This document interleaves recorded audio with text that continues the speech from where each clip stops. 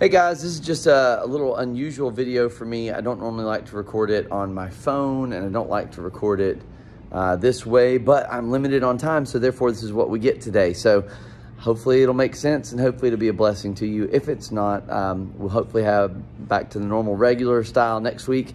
I'll have some time to actually work through that and be able to get that taken care of. I'm gonna do my best, so we're gonna make this quick. This is about last week's relevant, just to kind of give you a heads up. We've been in the book of Psalms. We've been looking at different Psalms and things that we can learn from those. Of course, each Psalm is its own song, and so it's a way that we can learn from a song that was sung in the early well, in the Jewish faith, really, not in the early church. But even then, some of the early church, I'm sure, sang some of the Psalms because they still spoke Hebrew, and they were able to do that. And even now, there are people who sing from the Psalms because it's very real, it's very honest, it's very true. And I love that about the Psalms because you get the whole range of emotions. You get to experience all the different things.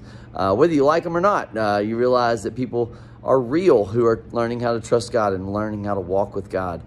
They are not robots. They are real people. And some days it's easy and some days it's just flat not. But God is still good no matter what the circumstances and whatever the situations they face. And so it's neat to see how they learn and learn to trust God and learn to walk with him through that. So last week, I've got my notes up here. I'm going to try not to duck too bad. But last week, we looked at Psalm 63. And in that, we looked at David, and he talked about thirsting for God and thirsting for God's presence. So the first thing was to seek the Lord daily, to thirst for him, to desire him above all else. And we asked students, hey, what are you thirsting for? What are you seeking to fill your life with? What are you seeking to refresh yourself with? Is it God or is it other things? And so the challenge was to make it a point to seek him and to desire him. The more we seek and spend time with him, the better we will desire him and the better we will be satisfied by him. The second thing that we looked at last week was to trust him, to learn to trust God when he is active and we can see what he's doing, and also trust him when he is not. It's easy to trust when things always make sense, and it's easy to trust when we know what God is doing. It's not always easy to trust when God is quiet or if God seems far off. Side note about that, if God seems really far off, you should check the question or ask the question of yourself, who moved? Was it God who moved or was it you who moved? Also, is there some sin that might be in your life that you need to address? I am not throwing stones at anyone.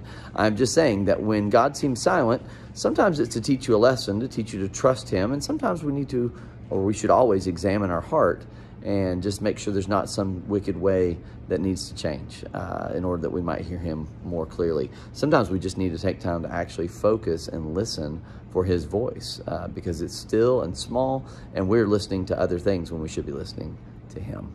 Last and certainly not least was to give it time, to seek him, to trust him, and then last and certainly not least, but to trust him. To realize trusting in him does mean to give him time, to give it time. Even when you don't have the answer you want yet, know that God's still at work. He's still working through that. And the one thing I want to remind everybody, students, adults, everyone, is just how much God loves you. Sometimes lessons can kind of come across in a way that you're like, man, okay, that's good. I need to hear that. But I also need to hear that God loves me and cares about me and has wonderful things in store for me. Too many times we can almost get on a downer kick about things that need to change when we really need to remember how much God has already changed in us. Yes, we are not perfected yet, but God should be in the process of perfecting us and making us more into the image of Christ. Students and adults, don't ever forget just how much he loves you. And if I ever neglect to tell you that, I am so sorry, because my heart is that you would know it, that your friends would know it, that others would know it, because that's what we need in order to come to a relationship with Christ, is knowing the love of God, because that leads us to a place where, hey, we really do want to change, not because we have to, but because God is working in us and because God himself is changing us. Anyway, that's enough for me. That gives you the nuts and bolts. Please take a look at Psalm 63. Give it a whirl and check that out. There we go. Had to bend all the way down.